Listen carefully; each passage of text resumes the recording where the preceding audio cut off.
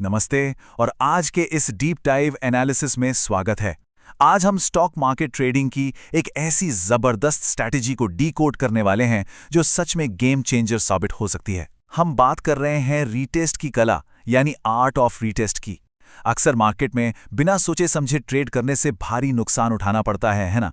लेकिन जरा सोचिए, क्या हो अगर सिर्फ एक छोटा सा रूल ट्रेडिंग के नजरिए को पूरी तरह बदल दे।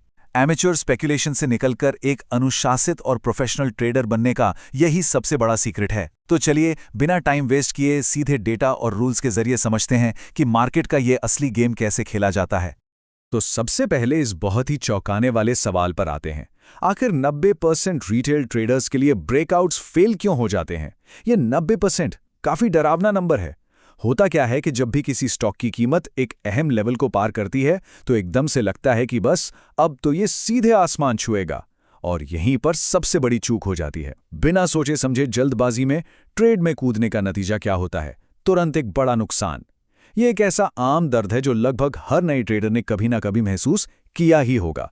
लेकिन मजे की बात यह है कि यह विफलता कोई बहुत बड़ा रहस्य नहीं है। इसके पीछे एक बहुत ही साफ और लॉजिकल कारण है, और इस 90% वाले डेंजर जोन से बाहर निकलने के लिए उस कारण को समझना बहुत जरूरी है। और वो मुख्य कारण है फॉल्स ब्रेकआउट। सीधा सा कहें तो ये वो बिछाया हुआ जाल है जिसमें ज्यादातर ट्रेडर्स फंस जाते हैं। इसके मैकेनिक्स को अगर हम समझें तो ये वाकई बहुत दिलचस्प है। देखिए, होता यह है कि कीमत एक क्रूशल रेजिस्टेंस लेवल को तोड़ती है। चार्ट्स पर सब कुछ एकदम हरा हरा, पॉजिटिव और बुलिश दिखने लगता है। ऐसा लगता है कि बस अब एक बड़ी रैली शुरू होने वाली है। लेकिन अचानक से गेम पलट जाता है। कीमत तेजी से दिशा बदलती है, नीचे गिरती है और उन सारे स्टॉप लॉस को हिट कर देती है जो उम्मीद में लगाए गए थे। इसे ही हम फॉल्स ब्रेकआउट कहते हैं। मार्केट पहले ललचाता है और फिर सीधा ट्रैप कर लेता है। ये एक ऐसा इल्यूजन है जो मार्केट में रोज ही बनता है। अब यहीं पर रिटेल ट्रेडर्स और प्रोफेशनल ट्रेडर्स की मानसिकता का सबसे बड़ा अंतर सामने आता है। जो आम रिटेल ट्रेडर्स होते हैं वो अक्सर भावनाओं में बह जाते हैं। वो तुरंत खरीदारी करते हैं क्योंकि उन पर हावी होता है फोमो यानी फियर ऑफ मिसिंग आउट। ऐसा लगता है कि अगर अभी नहीं खरीदा तो ये बहुत बड़ा मौका हाथ से निकल जाएगा। इसके बिल्कुल उलट प्रोफेशनल ट्रेडर्स का काम करने का तरीका एकदम अलग होता है। वो बहुत अनुशासित होते हैं। वो तुरंत उस बहती गंगा में हाथ नहीं धोते, बल्कि वो बहुत ही धैर्य के साथ रीटेस्ट का इंतजार करते हैं। वो सिर्फ भावनाओं पर ट्रेड नहीं लेते, उन्हें पक्का कंफर्मेशन चाहिए होता है। और सच मानिए, यही वो बारीक सी लाइन है जो मार्केट में सफलता और विफलता के बीच का फर्क तय करती है। तो अब सबसे बड़ा सवाल, इस प्रोफेशनल अप्रोच को हम असल में लागू कैसे करें? इसे हम एक बहुत ही simple step by step guide के जरिए समझ सकते हैं।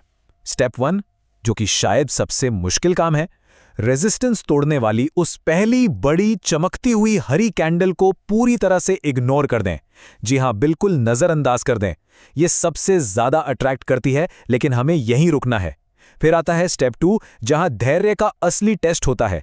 हमें कीमत के उसी टूटे हुए लेवल पर वापस आने का यानी रीटेस्ट होने का इंतजार करना है। और फाइनली स्टेप 3, जब कीमत वापस उस लेवल पर आए तो आंख बंद करके खरीदारी नहीं करनी है, बल्कि एक पक्के बुलिश रिवर्सल संकेत का इंतजार करना है। ये तीनों स्टेप्स शुरुआती मोमेंटम के पीछे आंखें मूंद पर भागने से रोकते हैं और एक सही मौके का चुनाव करना सिखाते हैं। अब उस बुलिश रिवर्सल संकेत को थोड़ा और डिकोड करते हैं। आखिर चार्ट पर वो सटीक एंट्री पॉइंट दिखता कैसा है?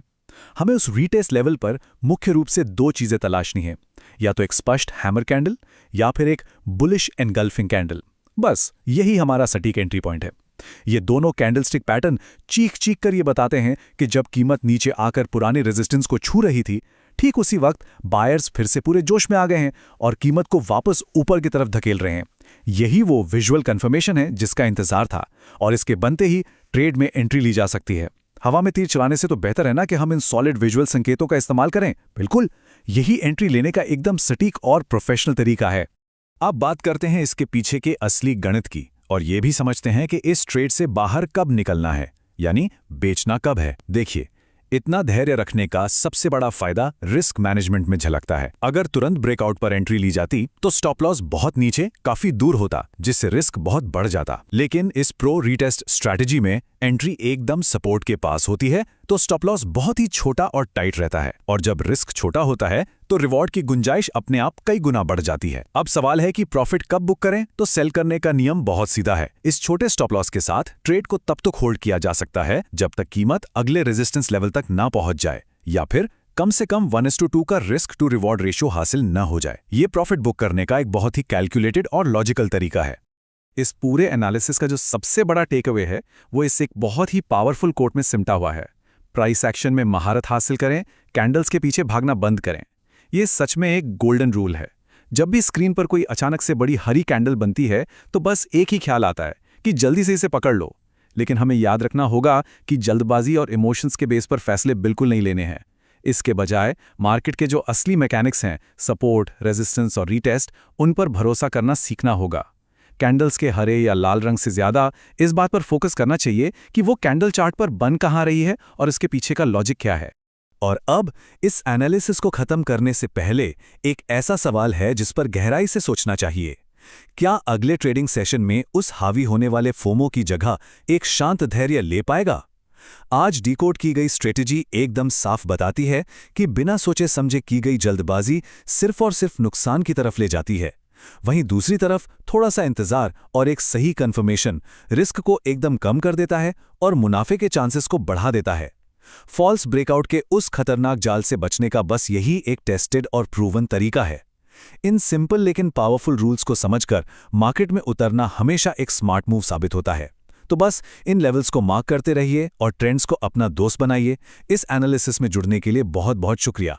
सीखते रहें और अनुशासित रहें।